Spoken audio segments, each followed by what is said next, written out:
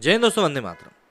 सुब्रमण्यम स्वामी उन चुनिंदा नेताओं में से एक हैं जिनको आज की डेट में भारतीय युवा सुनना पसंद करता है और उनकी बात से कहीं ना कहीं एग्री भी होता है।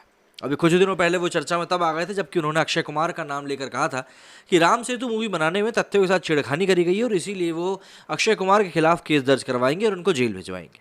मतलब सीधी सी बात, उन्होंने कुछ ना कुछ तथ्यों के ऊपर बात कही थी।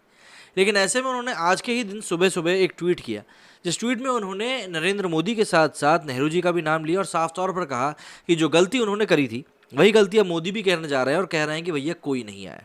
दरअसल ये यहाँ पर वो जिक्र कर रहे थे कि चाइना ने जो भारत की ज़मीन पर कब्जा कर लिया है और वो मानने को तैयार नहीं है, उस बारे में जिक्र करते हुए उन्होंने ये बात कही थी।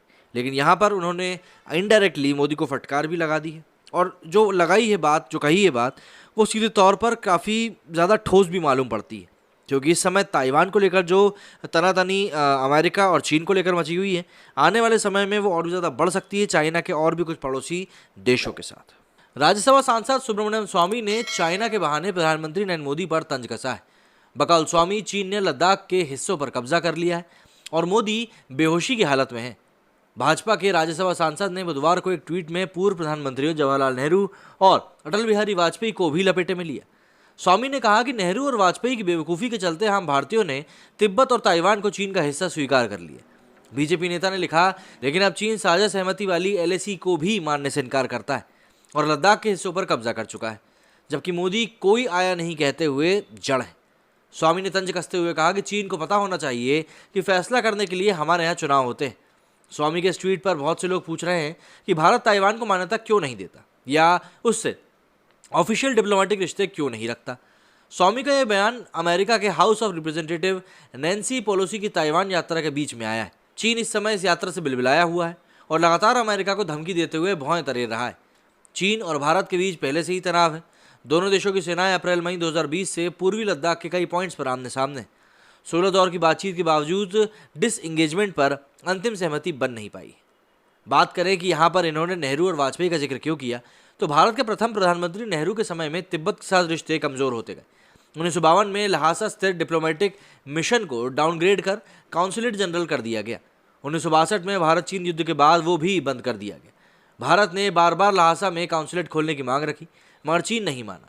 हाल के दशकों में तिब्बत पर भारत की पोजीशन चीन को नाराज ना करने की रही है।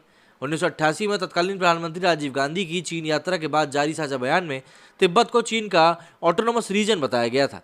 जून 2003 में तत्कालीन पीएम अटल बिहारी वाजपेयी की चीन यात्रा के बाद संयुक्त घोषणा में भी भारत ने तिब्बत को चीन का हिस्सा माना था।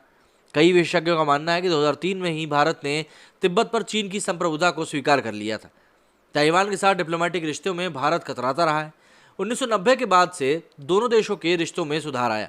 हालांकि लुक ईस्ट नीति के तहत भारत ने व्यापार और निवेश समेत अन्य कारोबारी क्षेत्रों में संबंध मजबूत किए। चीन लगातार मांग करता आया है कि भारत वन चाइना पॉलिसी जारी रखे।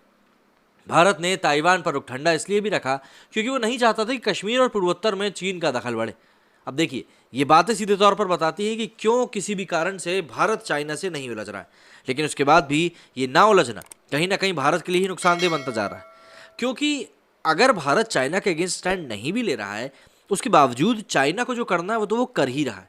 भाई एलओसी जो कि लाइन ऑफ एक्चुअल कंट्रोल है, उसको ही मानने से चाइना लगातार इनकार करता रहता है और अरुणाचल प्रदेश जो कि भारत का एक अभिन्न अंग है, उसके ऊपर बार बार अपना हक जताता रहता है। भारत तो चलिए छोड़ दीजिए, नेपाल जो कि इस समय एक बहुत अहम हिस्सा बना हुआ है चाइना की इंटरनेशनल स्ट्रेटेजी का या जियोपॉलिटिकल स्ट्रेटेजी का, उसने नेपाल के भी कुछ क्षेत्र के ऊपर कब्जा करना शुरू कर दिया है।